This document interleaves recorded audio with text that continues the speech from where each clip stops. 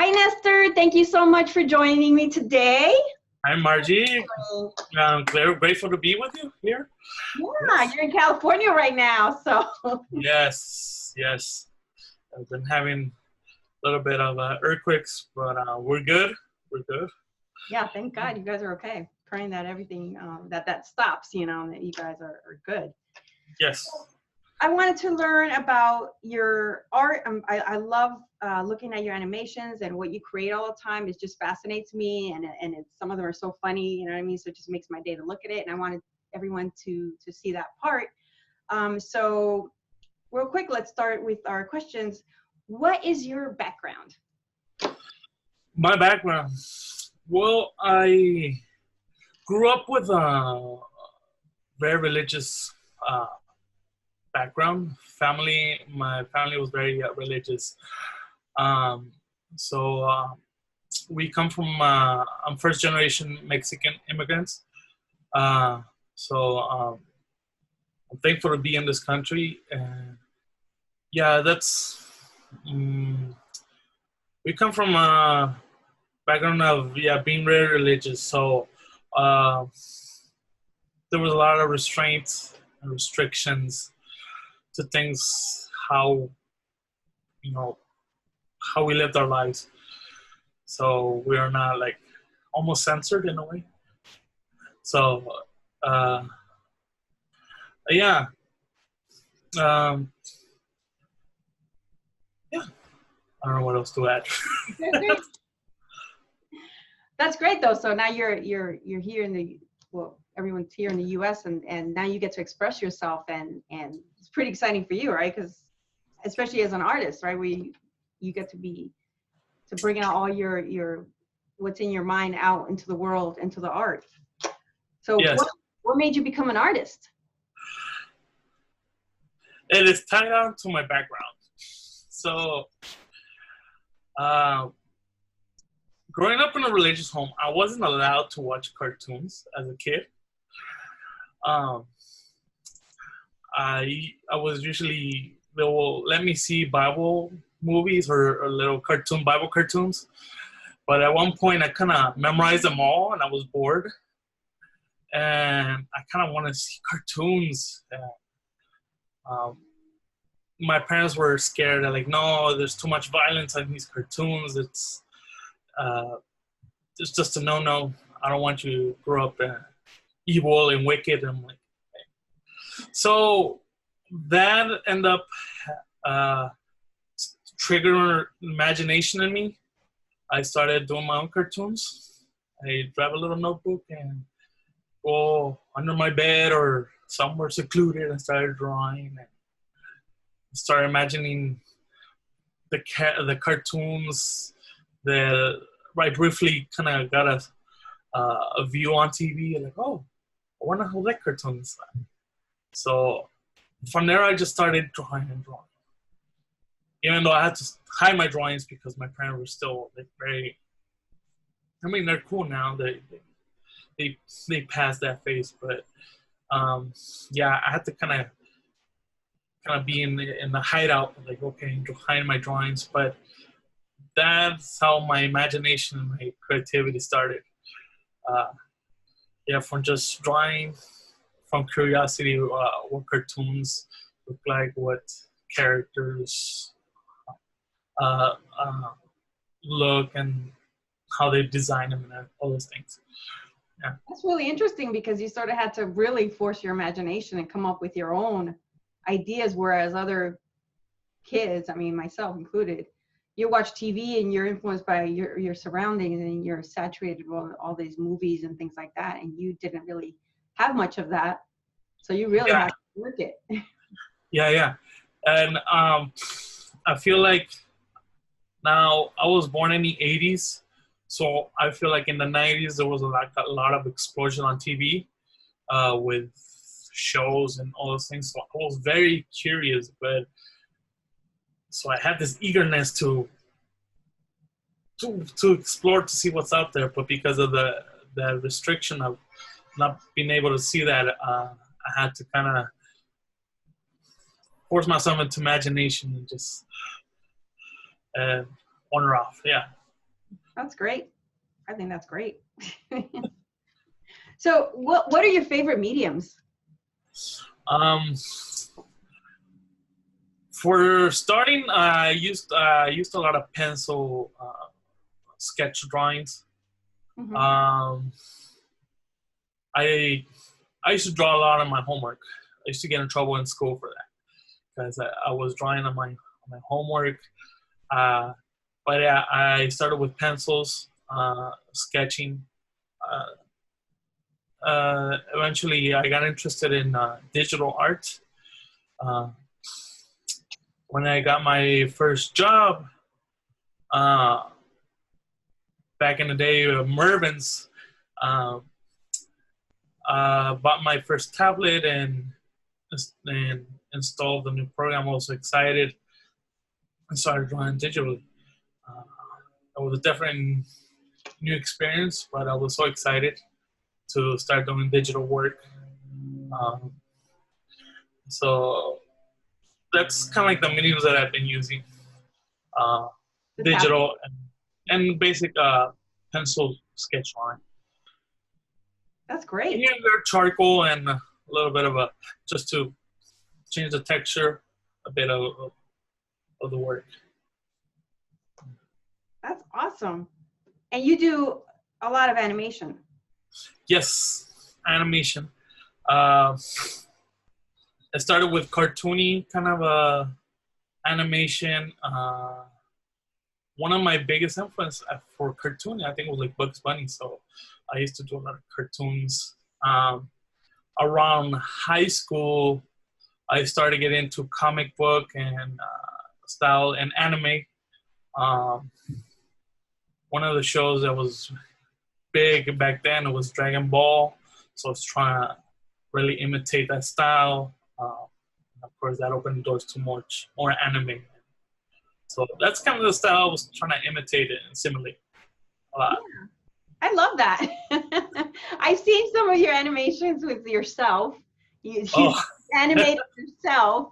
And I just find that it's just so fun to look at because it's almost like you're letting people into your small, like you're just a little piece of your life, with your little short animations. And they just really draw you in and they're so interesting.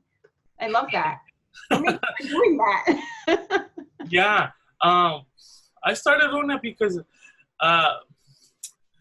one thing that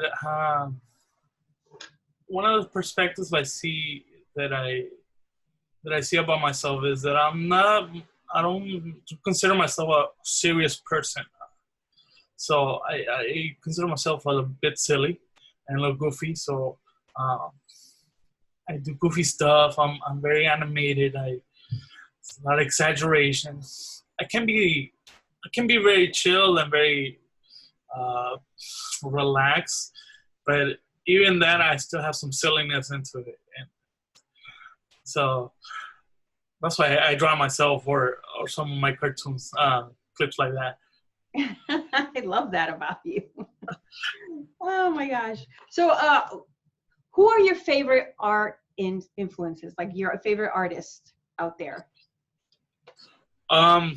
One of them right now is one of my favorites, is Kim Jong-ji, Korean sketch artist. Love the guy. I know how great this guy is in his sketching. And so me also doing some sketches, I kind of aspire to have that kind of ability to sketch. And so I love his style. And more than his style, his flow of how he does things. And I love that. I remember one time, one of my instructors in school told me, because one of the things about sketching is that I started erasing too much. And my paper got all messy, and eventually threw away my paper. I had to restart all over. And he told me, no, continue with the mistakes that you're doing and don't erase, build off your mistake and correct it as you go. And I can see that same resemblance with Kim Jong-ji and his style. Also, another one is Peter Han, another sketch artist, which is one of my favorites. Uh, how they capture, I like a lot of their life drawing and how they assimilate that into sci-fi kind of fantasy creatures, which is pretty good. So yeah, this one like one of my main two right now that I really look up to. Yeah. And you're incorporating that, and you're starting to incorporate that in your work now? Yes, I'm trying to. I mean, I'm far from at least, I guess I'm still a long way to feel confident enough to like, hey, you know, I'm pretty good. I'm still in the process. Yeah, we all go through that. It's a good sign. You still want to grow no matter what. We're all growing. Let's see. How have you developed in your career? And I guess we covered a lot of that with what influenced you and things like that. Do you know what do you want to develop next, I guess should be my question. Is there something you're working on next, or something you want to dive into? There's so much things I put away. As growing up, I developed stories and just these ideas and concepts about something cool for animation and art. But unfortunately, we hit that point in life where we kind of get stuck or where you kind of have to face real life and you have to put those things away. How I advanced my career, I guess it had to be where I stopped trying to be something that I'm not. And I had to kind of take ownership of my talents and say, no, this is what I want to do. I want to pursue this. And as much as the temptation to make a quick money and get rich, trying to get those jobs that are like making money fast, I'm like, no, this is not for me because it's not who I am. And want to stay true to myself. That's how I advance in my career. I think that's one of the things you need to be aware of. Be true to yourself. Otherwise, you would just hit dead ends all the time. And we'll try to different careers, different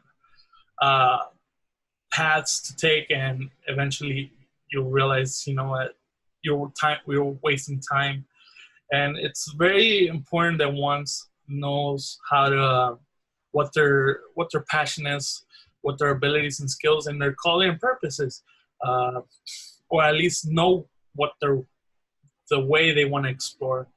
And knowing this has helped me stay focused. And so I left jobs and turned down opportunities that were not towards where I wanted to go. So I focus on being an artist in animation. And a lot of it had to do with spending time a lot alone, not going out. Friday nights, everybody going out and party. I just had to sit there on my desk and start drawing.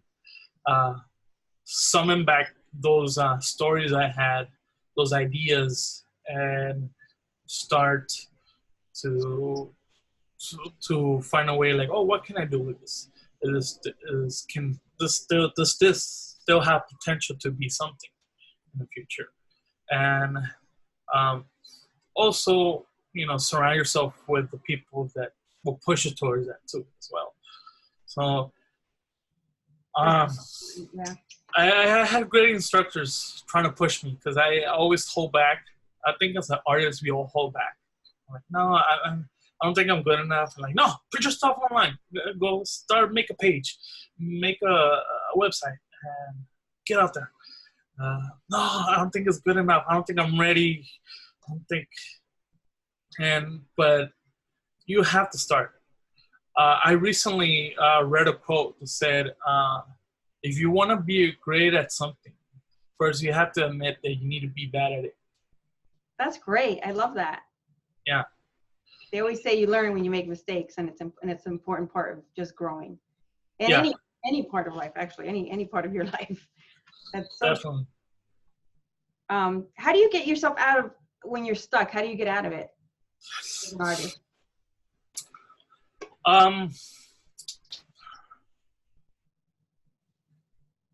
Like if you're not motivated all of a sudden and you just feel like you're paralyzed and you can't really produce anything, you know that you want to, but you're just really stuck.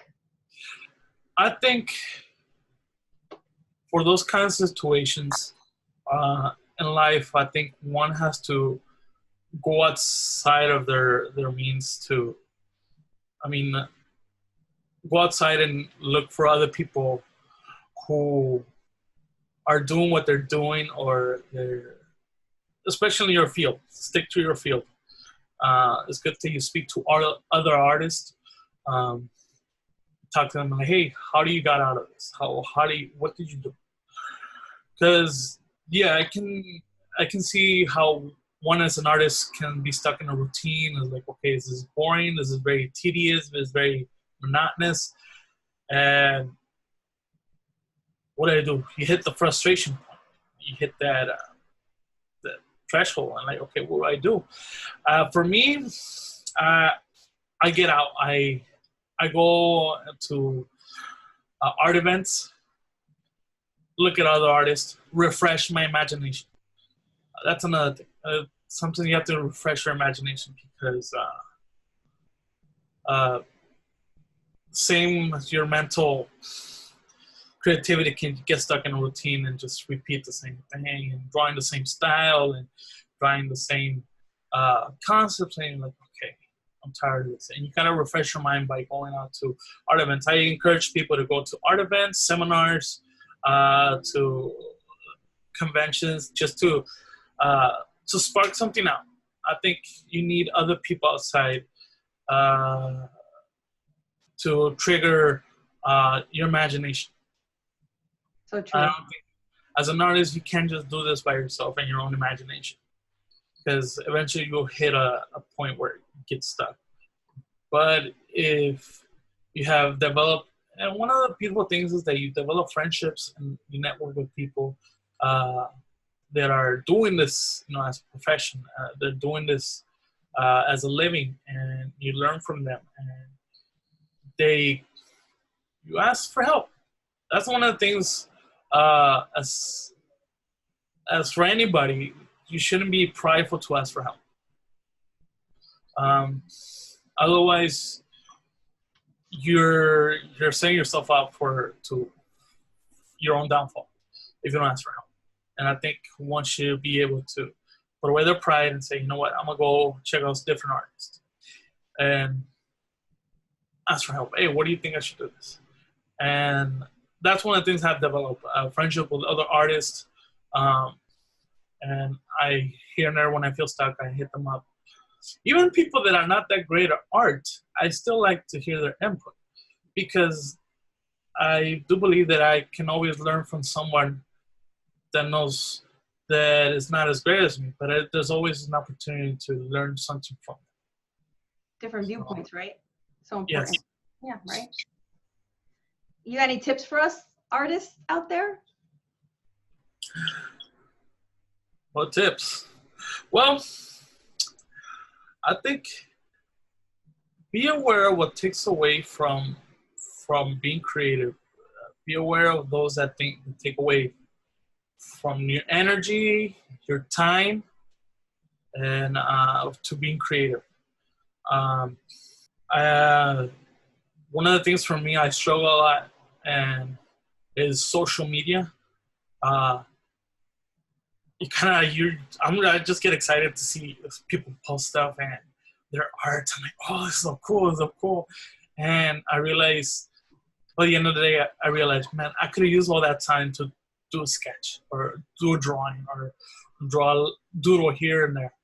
And little by little, I pile up little regret bags. And eventually, you don't want to do that because eventually it will end up overweighting your expectations and drowning you, breaking you. And I think it's very important that we are aware of what takes away your time and your energy. People, be aware of the people you surround yourself with. As much as good artists, if they don't nurture your dreams, they don't nurture your imagination and your creativity, find a different environment to where to be creative. Because I know a lot of people that are artists. I had to separate myself from people who were artists because they were being condescending or very, they were taking away from the energy and creativity that I had, that little bit that I had, they were taking it away because they were not being supportive or they're just being too brutally honest, but not offering any kind of what's it called? Any help or any correction. But yeah, that's one of the things I think one has to be aware of: what takes your time, what takes your energy, and those who nurture your imagination. And when I talk about nurturing, I'm not saying being positive, because that's one of the things that we mistake in that oh, this person just gives me so good vibes and good vibes. And like, no. It's not about good vibes. It's about someone that will be honest with you, correct you, give you some criticism, because we do need it. But at the same time, believes that you can do better, that believes that you can overcome certain limitations, that believe that you can develop better as an artist. And that's what I'm talking about, nurturing. It's not always positivity. Oh yeah, you're a great artist. Yes, you're an awesome. You're the best. You're nowhere. We get that a lot, but it's not the same as nurturing. So you want someone that's gonna tell you like this. Yeah. Right. Yeah. Yeah, that's one of the things that I think we need to be aware of. A lot of people. I had a lot of people tell me, "Hey, you're a great artist. You're so good and so good," but they were nurturing my ego. They were not nurturing my artistic abilities. And that's one you need to be careful with, because you're like, whoa, people say I'm a good artist, and your ego just explodes, and you're like, you'll stop learning. Yeah, yes. And that's where you hit that brick where pride gets in the way of your growth. Yes. So last question.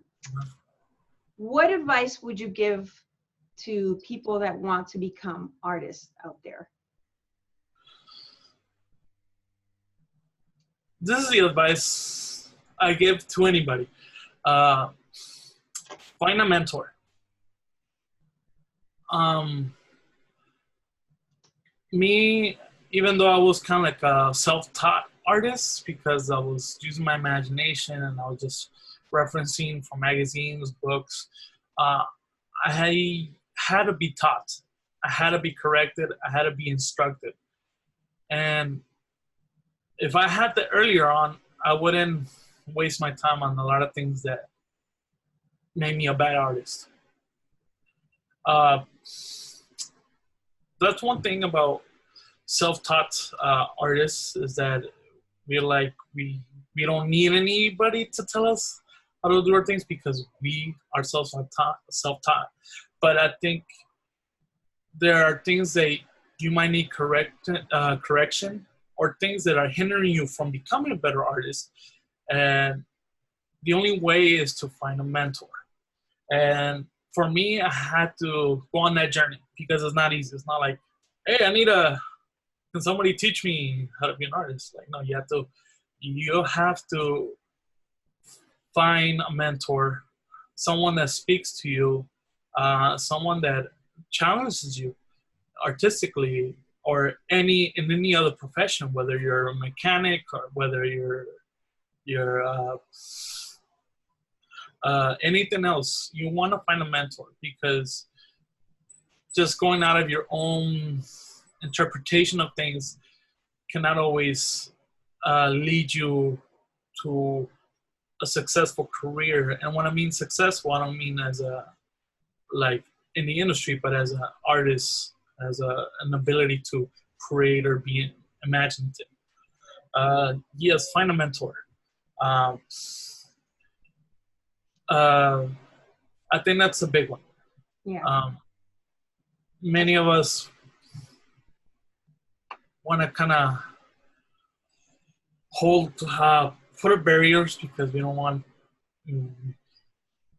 As an artist, we take criticism really personal, and because it's our full effort, it's our work, it's our whole life put into that, and so somebody come and criticize it, like, whoa, what's your problem? You know? Yeah, that's like somebody going and saying your baby's ugly.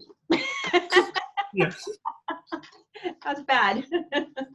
Yeah, but if you find a mentor, all those because those things can be very damaging to not only your career but you as a person.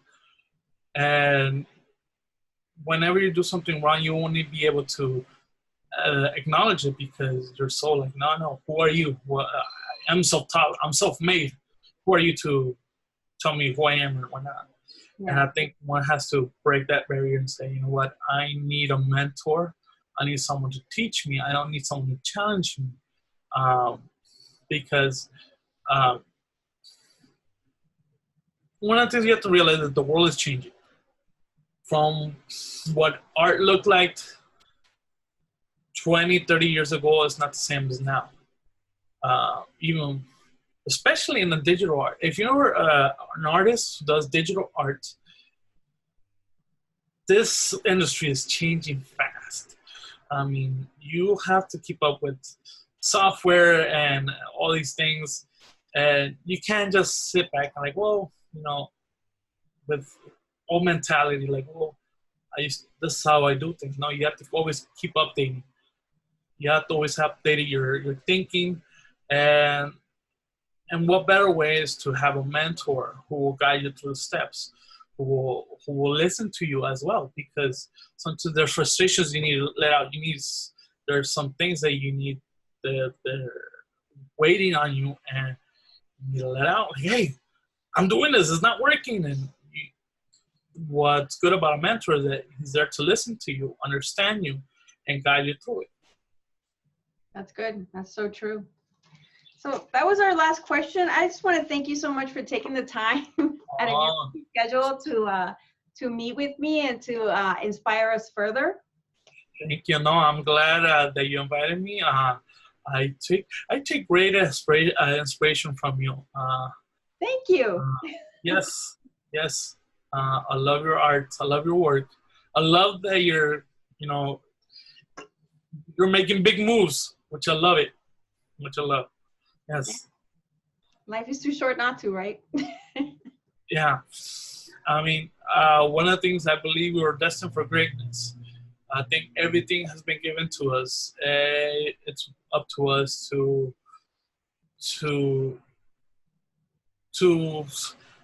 let us to take.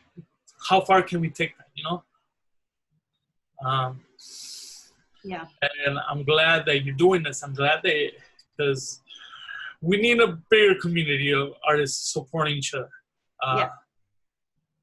I think we take most of the inspiration for me is seeing other people grow, seeing other people develop, and see them empower other people, which is great. This is what you're doing, which I love. Yeah, I believe that it's so important for artists to support one another. That's why I formed the community, so that we can all support one another and gain inspiration from one another and learn, and just help each other grow, because I think that there's power in that when you help each other and we can really see our potential. Some people just don't even see their potential, or they just give up too easily, or they're too busy looking at other artists to even do their own work, like you said earlier. And we really need to just start gaining that momentum, you know what I mean, to help push each other. Because I think if you push someone else, you're actually pushing yourself as well, and being inspired. I am so inspired by everyone in the community. So it's not just me giving, I'm taking, you know, I'm getting stuff out of it as well. So yes, it's great. And I just want to continue to do that. And you're doing that, which is wonderful. Thank you so much for everything. oh yeah. One quote, I'll say this quote that I read. It said that if you want to get there fast, go by yourself. But if you want to get there further or go further, go together. Amen. I love that. Yes. So true. So I don't want to get there fast. I want to get there further. I want to get further out. And what better way than to go together with the community? Exactly. Thank you so much again for joining us. Oh, thank you for having me.